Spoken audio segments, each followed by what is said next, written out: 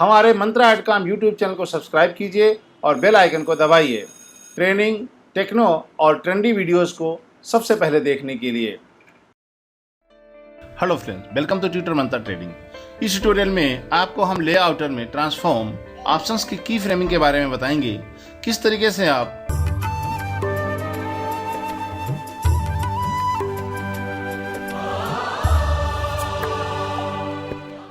किसी क्लिप को zoom in, zoom out और स्केलिंग एंड रोटेशन का प्रयोग आप की फ्रेमिंग के द्वारा करते हैं। इस क्लिप में स्केलिंग, रोटेशन और डिस्टॉर्शन के लिए की फ्रेमिंग लगाना चाहते हैं तो क्या करें, यहाँ क्लिक करें, F7 का प्रयोग करें तो भी आपका लेआउटर यहाँ पे आ जाएगा। यहाँ पर भी क्लिक करेंगे तो भी आपका लेआउटर ओपन हो जाएगा, या इस लोकेशन पे ऐसे क्लिक करेंगे लेआउटर ऑन हो जाएगा। F7 करने पर भी लेआउटर ऑन हो जाएगा। आप कहीं से भी इसको आप ऑन ऑफ कर सकते हैं। अब बारी आती है ट्रांसफॉर्म। हम 2D में ट्रांसफॉर्म करके बताते हैं। सबसे पहले हम आपको यहाँ एक राइट साइड में दो ऑप्शन है आपको बताना चाहते हैं। एक परसेंटेज है और दूसरा जो है ना पिक्सल है। इसका मतलब ये होता है यहाँ पर जो ये यूनिट्स हैं, इन यूनिट्स को आप किस तरह प्रयोग करना चाहते हैं। एज ए परसेंटेज यूनिट के तरीके से प्रयोग करना चाह रहे हैं। पिक्सल पे क्लिक करेंगे तो सारी यूनिट आपकी पिक्सल में परिवर्तित हो जाएंगी, और यदि आप प्रतिशत में करेंगे तो प्रतिशत हो जाएंगी। इसके अतिरिक्त आप इस बटन पर भी क्लिक करके आप इसको जो है ना पिक्सल और प्रतिशत में परिवर्तित कर सकते हैं, जब भी चाहें, जहां चाहें। इसलिए आपको ये ध्यान रखना होता है, कभी कभी क्या होता है कि आपका ये गलती से इस पर क्लिक हो जाता है और ये पिक्सल में परिवर्तित हो जाता है और आपको काफ़ी प्रॉब्लम हो सकती है। जैसा कि पिछले ट्यूटोरियल में हमने जानबूझ के किया था आपको बताने के लिए, शायद आप लोगों को कुछ दिमाग में कोई क्वेश्चन उठे, इसलिए इस ट्यूटोरियल में हमने आपको इसके बारे में बता दिया है। चलिए सबसे पहले आगे अब चलते हैं यहाँ पे पैरामीटर्स में। जैसे कि हमने आपको क्रॉपिंग के समय बताया था कि आप यहाँ पर की फ्रेमिंग करना है, तो यदि आपको की फ्रेमिंग नहीं करना है, ये नॉर्मली आपको सामान्य तौर से स्केलिंग करनी है, तो आप यहाँ से प्रीव्यू विंडो में भी आप ऐसे स्केल कर सकते हैं और आपकी क्लिप छोटी हो जाएगी। लेकिन आप ये चाहते हैं आपकी की फ्रेमिंग के द्वारा स्केलिंग हो, आप क्लिप को मूवमेंट होते हुए देखना चाह रहे हैं, तो आप सबसे पहले आप क्या करेंगे, आपको हमने बताया था पिछले ट्यूटोरियल में, आपको लेआउटर को ऑन करना होगा। यहाँ पर लेआउटर पे क्लिक करें तो आपका लेआउटर ऑन हो जाएगा। लेआउटर ऑन होने के बाद आपको उस लोकेशन पे प्ले हेड को ले जाना होगा जहाँ से आप की फ्रेमिंग चाहते हैं। जैसे इसमें हम ये चाहते हैं कुछ समय ये वीडियो फुल स्क्रीन चले, उसके बाद छोटा हो जाए और सेंटर में एक जगह चला जाए, फिर बाद में उसकी हम पोजीशन चेंज करेंगे रोटेशन के साथ। तो यहाँ पे हम इसको बनाने के लिए सबसे पहले आपको यहाँ पर की फ्रेम एक्टिव करते हैं। की फ्रेम एक्शन पे क्लिक करेंगे तो सारी की फ्रेम आपकी एक्टिव हो जाएंगी। आप उसके बाद आप उस फ्रेम पर ले जाएं जहाँ तक आप इस वीडियो को फुल फ्रेम देखना चाहते हैं, तो इस पर दोबारा से की फ्रेम करें। इस वाले ड्यूरेशन में कोई परिवर्तन नहीं होगा। अब हम यहाँ से चाहते हैं 50% स्केल इसकी छोटी हो जाए, तो आप इसको हम क्लिक कर देते हैं और की फ्रेम जनरेट कर दिया। अब यहाँ पे इसकी स्केलिंग के लिए आपके सामने ऑप्शन है स्ट्रेच। आप यहाँ इसको 50 कर दीजिए। देखिए ना, सामान्य तौर पर सीधा ये 50% हो गया है। ये आप यहाँ वैल्यू इसकी सेट करके भी 50% कर सकते हैं, या इसको हम फिलहाल 100 करते हैं। अब आगे चलते हैं। यदि आप यहाँ से इसको आप फिल कर ऐसे कम या ज़्यादा कर सकते हैं। यहाँ डायरेक्ट इसकी स्पीड लिख सकते हैं, डायरेक्ट इसकी वैल्यू लिख सकते हैं। 50% करने के लिए यदि हम इसकी 100% दोबारा करें तो आप इस लोकेशन पे जा करके यहाँ से भी इसकी वैल्यू को आप टाइप कर सकते हैं, तो 100 हो जाएगी। और यहीं से आप इसको कम या ज़्यादा कर सकते हैं। XY किसी पर भी आप कर दीजिए, इसकी ड्यूरेशन, इसकी वैल्यू को लिख देंगे किसी भी XY पे, तो यह 50% हो जाएगा। अब बारी आती है XY, किसी पर भी क्लिक करें और इसकी वैल्यू दोनों तरफ से ऑटोमेटिक छोटी हो जाती है। यह इसलिए होता है कि यहाँ पर एक नीचे ऑप्शन दिया होता है प्रिजर्व फ्रेम एस्पेक्ट्स। यदि यह ऑप्शन ऑन है तो आप इन दोनों में से किसी भी की वैल्यू को आप कम या ज़्यादा करेंगे, उसका इफेक्ट दोनों पर ही होगा। इसलिए आप स्केल करते समय आप इसके लिए कोई फ़र्क नहीं पड़ता, लेकिन ये ऑन होना चाहिए। यदि आप अलग अलग तरीके से करना चाहते हैं तो आप देखिए, इसकी वैल्यू हमने 100 कर दिया, हो गई। अब यहाँ प्रिजर्व फ्रेम हटा देते हैं इसकी वैल्यू आप 50% कर दीजिए। अब देखिए, इसको हटाने के बाद यदि हमने x की वैल्यू 50% किया है तो केवल x से ये 50% हुआ है, और y से करेंगे, y से कर देते हैं 25। तो अब आप देखिए y अलग शेप में हो गया और x अलग शेप में हो गया। ये सारा कमाल आपका फ्रेम एस्पेक्ट का है। तो हम फ्रेम एस्पेक्ट पे ऑन करते हैं, उसके बाद इसकी वैल्यू 50% कर दी है। ये तो आपको हमने समझाने के लिए किया था क्यों करते हैं। 50% करने के बाद जब आप देखेंगे तो ये देखिए की फ्रेम, और यहाँ पर इसकी वैल्यू 100 थी, यहाँ पर इसकी वैल्यू आपकी हो गई है 50%। तो अब आपके इन दोनों की फ्रेम के बीच में आपने जो वैल्यू चेंज किया है उसका परिवर्तन आपको ऑन स्क्रीन दिखाई पड़ेगा। ये देखिए, ये देखिए। यदि आप इसका प्रभाव यहाँ देखना चाहते तो आप यहाँ से भी इसको प्ले कर सकते हैं। आपके पास प्ले ऑप्शन होता है, कर्सर को आप यहाँ रखें और प्ले करें। तो ये हुई की फ्रेमिंग। की फ्रेमिंग आपको दो की फ्रेम के बीच में वैल्यू का परिवर्तन करते हैं तो आपका उसका इफेक्ट आपके स्क्रीन पर दिखाई पड़ता है। हमने आपको बताया था यह छोटा हो गया। अब हम चाहते हैं कि कुछ समय तक ये स्टैटिक यहीं पे रुका रहे। यदि आपको इसी तरह रोकना है कुछ फ्रेम, तो उतने फ्रेम आगे लेके जाएं जितने फ्रेम आप यहाँ इसको रोकना चाहते हैं, और यहाँ पर की फ्रेम जनरेट करें और इसमें किसके वैल्यू में कोई परिवर्तन ना करें, और इस बटन पे क्लिक करके प्रीवियस की फ्रेम पे जाएं। यहाँ इसके वैल्यू में कोई परिवर्तन नहीं हुआ है। ये स्केलिंग जो हमने किया है ये आप यहाँ से कर सकते हैं और यहाँ से कर सकते हैं, और आप डायरेक्ट यहाँ प्रीव्यू विंडो में डायरेक्ट भी कर सकते हैं। यदि हमने यहाँ 50% किया है, इस वैल्यू को हम चाहते हैं कि थोड़ा और छोटा कर दिया जाए, तो अब आप देखें की फ्रेम लगाते समय एक बात ध्यान रखना है, जैसा कि हमने आपको बताया कि हमने यहाँ से इसको छोटा कर दिया। अब हुआ क्या कि जो इसके अगले वाले की फ्रेम की वैल्यू हमने किया था 50%, और इसकी वैल्यू हमने यहाँ से प्रीव्यू एरिया से कर दिया इसको हमने 27%। तो अब आप देखिए यहाँ से इसकी वैल्यू 100 से जाएगी 27, उसके बाद ये जाएगी 50। तो आपको इन दोनों की वैल्यू में परिवर्तन करना है, तो आपको ध्यान रखना पड़ेगा कि पहले किस में करें और बाद में किसने गए, किस की फ्रेम पर आपने चेंज किया है। यहाँ पर यदि हमने माउस द्वारा इसमें की फ्रेमिंग कर दिया तो यहाँ पर भी परिवर्तन उसी हिसाब से हो जाएगा। इसलिए यदि आप किसी की फ्रेम पे बाद में परिवर्तन कर रहे हैं तो उससे आपके आगे की फ्रेम पे कोई परिवर्तन नहीं होता है। आगे की वैल्यू वही रहती है जो आपने पहले दी हुई है। इसलिए यदि आपको पिछले की फ्रेम पर आप कोई परिवर्तन करना है तो आप ध्यान से करिएगा, अगली की फ्रेम की वैल्यू में परिवर्तन नहीं होगा। लेकिन यदि आपकी ये की फ्रेम लास्ट की फ्रेम है और इसमें यदि आप कोई परिवर्तन कर रहे हो तो आगे आने वाली जितनी भी की फ्रेम आप करेंगे तो ये वैल्यू ही उसको फॉलो करेगी। इसका एक और अच्छा तरीका, यदि आपने इसकी 27% रखना तो इसको आप यहाँ से कॉपी कर लें, अगले की फ्रेम पे जाएं और यहाँ इसको पेस्ट कर दें। पेस्ट करने से आपकी ये वैल्यू आराम से हो जाएगी। गलती से किसी के बीच की ड्यूरेशन कम या ज़्यादा हो तो उनको आप सेलेक्ट करके इनको हम आगे की ओर बढ़ा सकते हैं, कहीं पर भी इनको किसी पोजीशन पे, यहाँ तक कि आप इनको क्रॉस भी ले जा सकते हैं।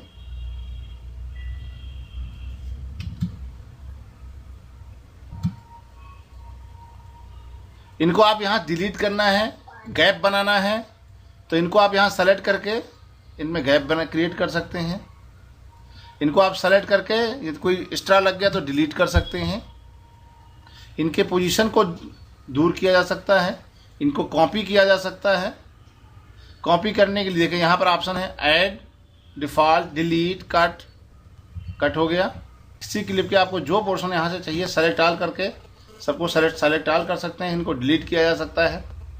आपको जो इच्छा हो आप यहाँ से इसमें परिवर्तन कर सकते हैं। यह आपकी स्केलिंग हो गई। अब हम चाहते हैं यहाँ से ये स्केल होने के बाद कुछ फ्रेम यहाँ इसको होल्ड करते हैं, उसके बाद इसकी पोजीशन चेंज करते हैं। अभी तक हमने आपको स्ट्रेच के स्केलिंग करनी तो आप यहाँ से कर सकते हैं, स्ट्रेच से भी कर सकते हैं यदि आपको यहाँ पर ये प्रिजर्व फ्रेम है तो। इसके अलावा यदि हम इसकी पोजीशन में चेंज करना चाहते हैं, अभी आप देखिए ये सेंटर में आ रहा है। यदि हम चाहते हैं कि इन्हीं पे आपको इस पोजीशन चेंज करनी है या आगे कर, यहाँ हम आगे की फ्रेम जनरेट करते हैं और अब हम इसकी पोजीशन चेंज करते हैं। इसकी पोजीशन अभी सेंटर में है। यदि हम चाहते हैं कि इन दोनों के बीच में जब हम प्ले करें, इस लोकेशन पे जब हम प्ले करें तो ये मूवमेंट ऑटोमेटिक हमारा लेफ्ट में मूव कर जाए इस तरीके से। तो आप यहाँ से इसको हटाएं। अब आप देखें, ये देखिए मूव कर गया। इन दोनों फ्रेम के बीच में ये मूवमेंट हो जाएगा। ये मूवमेंट आप यहाँ से भी दे सकते हैं और यहाँ से भी दे सकते हैं और यहाँ से भी दे सकते हैं। यहाँ पर तीन तरीके से आप, तीन लोकेशन से आप इसकी पोजीशन को सेट कर सकते हैं। और वैल्यू फिल करने के लिए जैसा कि हम पहले बताएं, आप चाहें तो यहाँ से टाइप कर सकते हैं, चाहे तो इसको आप यहाँ से इसकी वैल्यू आप बढ़ा घटा सकते हैं माउस द्वारा। इसको परसेंटेज या पिक्सल में प्रयोग करना तो इस पर क्लिक करें, परसेंटेज में प्रयोग करना तो इसको करें। अब इसको हम 0 पे कर दें, ये हो गई। और यहाँ पे इसको हमने कर दिया 33%। अब देखिए, यदि आप स्क्रीन में इधर लेके जाना है तो आपको प्लस देना होगा और इधर लेके जाना है तो माइनस देना होगा। प्लस के साथ में वैल्यू देते हैं तो आपको प्लस लगाने की जरूरत नहीं होती है। यदि आपको इस लाइन के इधर लेफ्ट में मूव करना है तो आपको माइनस देना होगा। जैसे यहाँ पर आप माइनस प्रेस करेंगे तो देखिए डायरेक्ट ये यहाँ चली गई। तो इस चीज़ के बारे में आपको जानकारी होनी चाहिए कि आप कितने फ्रेम लेफ्ट की तरफ जाना है कि राइट की तरफ जाना है, तो प्लस रखना है या माइनस रखना है। इसी तरीके से आपको वाई में, ये एक्स में हो गया, वाई में यदि हम यहाँ पे 40 करते हैं तो नीचे की ओर मूव हो गया। यदि हम इसी को -40 करेंगे तो ये ऊपर की तरफ मूव कर जाएगा। तो अब आपको ध्यान रखना एक्स वाई में किस पोजीशन पे जाना है, यदि आपको डायरेक्ट फिल करना है तो। नहीं तो आप इसको अपनी आवश्यकता अनुसार देखें, माउस द्वारा आप यहाँ से स्क्रॉल बटन से आप इसकी वैल्यू को आप कम ज़्यादा कर सकते हैं, या इसको पिक करके आप कहीं पर भी रख सकते हैं। ये वैल्यू ऑटोमेटिक सेट हो जाएगी। ये देखिए हो गई, ऐसे क्लिक करके देखिए। हाँ, बस आपका ये प्ले हेड जो है आपके उस की फ्रेम पे होना चाहिए जहाँ पे आप कोई परिवर्तन करना चाहते हैं। यहाँ तक हो गया। अब हम 3-4 चीज़ों को एक साथ मूव करेंगे, एक रोटेशन को, एक स्केलिंग को और पोजीशन को। उसके बाद हम बताएंगे एंकर पॉइंट क्या है। यदि हम चाहते हैं कि ये एक साथ मूव करे सारे काम की अभी तक हमने आपको हर की फ्रेम पर अलग अलग वैल्यू बताई है, तो आपको मुझे लगता है समझ में आ गया होगा। लेकिन हम इन सारी चीज़ों को एक एक करके भी क्लिप पे प्रयोग कर सकते हैं और एक साथ एक ही फ्रेम पे सारी वैल्यू लगा सकते हैं। हम यहाँ पर गए, यहाँ की फ्रेम किया। अब हम यहाँ पर क्या चाहते ये हैं कि इसको उठा करके आप यहाँ लेकर के आए, सेंटर में आए और ये 30 डिग्री रोटेट हो जाए और 50% जूम हो जाए। ये वैल्यू है। हम क्या करते हैं, यहाँ पर इसको सबसे पहले 30 डिग्री रोटेट कर दिया। ओके, पोजीशन दे दी। यदि हमको पोजीशन सेंटर में देना है तो 0 देनी होगी, 0 दे दिया, आ गया। और इसकी वैल्यू को यदि हम बढ़ाना चाह रहे हैं 50%, तो यहाँ हम इसकी वैल्यू को दे दिया 50%। तो अब आप देखें, हमने 3 चीज़ें चेंज किया है, पोजीशन चेंज किया है, एक रोटेशन चेंज किया है और एक जूम किया है। ये तीनों चीज़ें आपको यहाँ पर इफेक्ट करेंगी। यहाँ पर देखिए एग्जैक्ट सीधी है, जैसे जैसे ये आगे की ओर मूव करेगी ये धीरे धीरे करके 30% में रोटेट हो जाएगी और इसकी पोजीशन भी चेंज हो जाएगी और इसका ये जूम भी हो जाएगी। तो यानी आप एक सीध में एक की फ्रेम पर भी, एक फ्रेम पर कई सारे वैल्यूज़ को आप परिवर्तित कर सकते हैं, जैसा कि हमने यहाँ पे किया है। अब हम आपको बताना चाहते हैं कि एंकर पॉइंट क्या है। एंकर पॉइंट बेसिकली हम लोगों के लिए इस वीडियो के लिए सेंटर पॉइंट का काम करता है कि सारी वैल्यू उस पॉइंट को सेंटर मान करके वर्क करती हैं। वो है एंकर पॉइंट। एंकर पॉइंट ये 0 है। अभी यदि हम आगे चलते हैं, एक की फ्रेम और आगे लगाते हैं। ओके, अभी हम रोटेट करते हैं, सेंटर से रोटेट हो रहा है, right, you can see this. लेकिन यदि हम चाहते हैं कि ये यहां से रोटेट ना होकर के यहां से रोटेट हो या यहां से रोटेट हो, तो उसके लिए हमें क्या करना होगा, उसके लिए हमें एंकर पॉइंट को चेंज करना होगा। एंकर पॉइंट चेंज करने के लिए हमें, यह ऑप्शन एंकर पॉइंट के लिए है। आप इस यहां से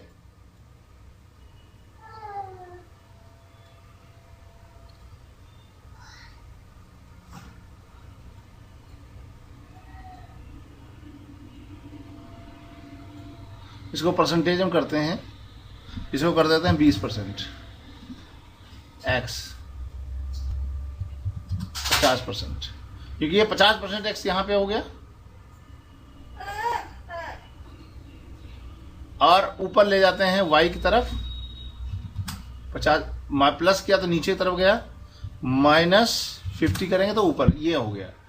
अब यहां पर इसका जो एंकर पॉइंट है ये इस एरिया पे आ गया है। इसकी वैल्यू को कम ज़्यादा। अब हम यदि इसको रोटेट करेंगे तो ये इस तरीके से रोटेट होगा। एंकर पॉइंट से आपके वीडियो पे क्या अंतर आएगा ये आपको समझ, देखिए ये तो एंकर पॉइंट से जो आप वैल्यू की फ्रेम के ऊपर जो वैल्यू आप सेट कर रहे हैं उस वैल्यू को किस तरीके से मैनिपुलेट किया जाएगा, क्लिप के किस पोर्शन को सेंटर पॉइंट मान करके मैनिपुलेट किया जाएगा, उसके लिए हम लोग एंकर पॉइंट को एडजस्ट करते हैं। इस तरीके से हम इसको आप अपनी आवश्यकता अनुसार जहां भी चाहें वहां की फ्रेम लगा करके इसको रोटेट कर सकते हैं, क्रॉप कर सकते हैं, जूम कर सकते हैं। यदि इसको फिर से हमको वापस इसके एक्चुअल फ्रेम में लेके आना है तो हम यहाँ पर की फ्रेम जनरेट करेंगे और सारे चीज़ों की वैल्यू को हम 0 कर देंगे। एंकर पॉइंट 0 एंड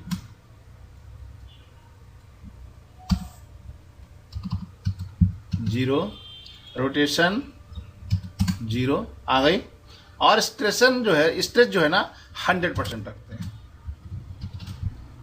ये देखिए अब सारी वैल्यू हो गई। अब आप देखिए इतना सब कुछ करने के बाद आपकी मूवी आपके अनुसार मूवमेंट कर सकती है। आपको यदि वैल्यू पसंद है तो आप इसको रख सकते हैं। यदि कहीं पर कोई वैल्यू आपको फास्ट लग रहा है, जैसे ये वैल्यू बहुत फास्ट हो रही है, तो आप इसको ऐसे पकड़ करके इसको सेलेक्ट करें, इसके बीच में गैप क्रिएट कर देंगे। यदि गैप क्रिएट कर देंगे तो ये वही चीज़ उतनी स्लो में करेगा। ये 2 तरीके से काम करता है, एक तो टाइमिंग और वैल्यू। यदि आपकी टाइमिंग ज़्यादा है वैल्यू कम है तो स्लो चलेगा, टाइमिंग ज़्यादा है और वैल्यू कम है तो स्लो चलेगा। तो या तो आप वैल्यू में परिवर्तन कम करिए, वैल्यू में परिवर्तन ज़्यादा नहीं होना चाहिए तो स्लो होगा, ज़्यादा परिवर्तन करेंगे तो फास्ट हो जाएगा। या आपकी दोनों की फ्रेम के बीच में डिस्टेंस ज़्यादा होनी चाहिए तो आपको वैल्यू वो प्रॉपर तरीके से स्लो मोशन में दिखाई देगा। इस तरीके से आप की फ्रेमिंग करके आप अपने वीडियो को अपने मन मुताबिक स्क्रीन में पोजीशन कर सकते हैं, स्केल कर सकते हैं, रोटेट कर सकते हैं और बॉर्डर यदि आपको लगाना है तो बॉर्डर भी लगा सकते हैं। लेकिन यदि आपको एक बार इन्वेशन करने के बाद यदि कोई परिवर्तन करना पड़ता है बीच में की फ्रेमों पे, तो इसको ध्यान रखिएगा कि जो परिवर्तन आप कर रहे हैं बीच में आगे वाले की फ्रेम या पीछे वाले किसी भी की फ्रेम पर उसका इफेक्ट नहीं पड़ेगा, केवल उस की फ्रेम पर ही फर्क पड़ेगा। नहीं तो आपकी उसकी वैल्यू उसी हिसाब से मैनिपुलेट करके आपको आगे की फ्रेम पे लगाना होगा। Thank you for watching.